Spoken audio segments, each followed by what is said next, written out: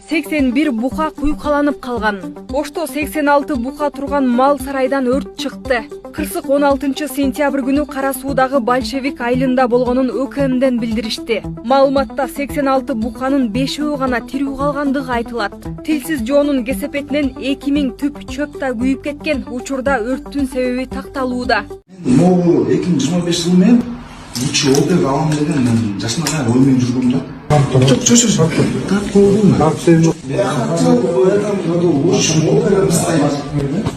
Это чисто постава.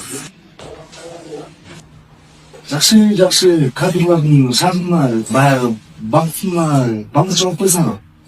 Жакшы элдин кадрларын шартында отурсаңар. Айта койсоң, тартсын, интернетке чыгарсын да.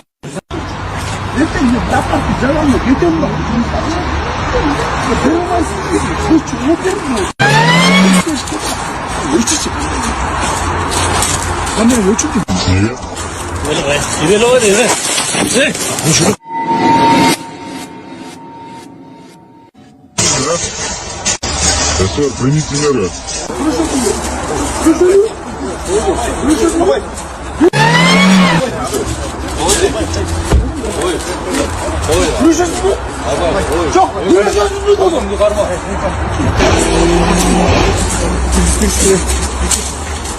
Жогорку кеңешке ким депутат боло алат? Бул жолу шайлоо жаңы эрежелер менен өтөт.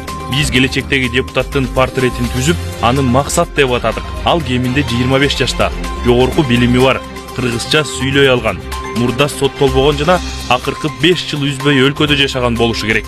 Ошондой эле максат 300 000 сом шайлоо күрөөсүн төгө алышы зарыл. Дагы башка талаптарды бул телеграм каналдан кененирээк окуңуз. Ал жакка катталууну да унутпаңыз.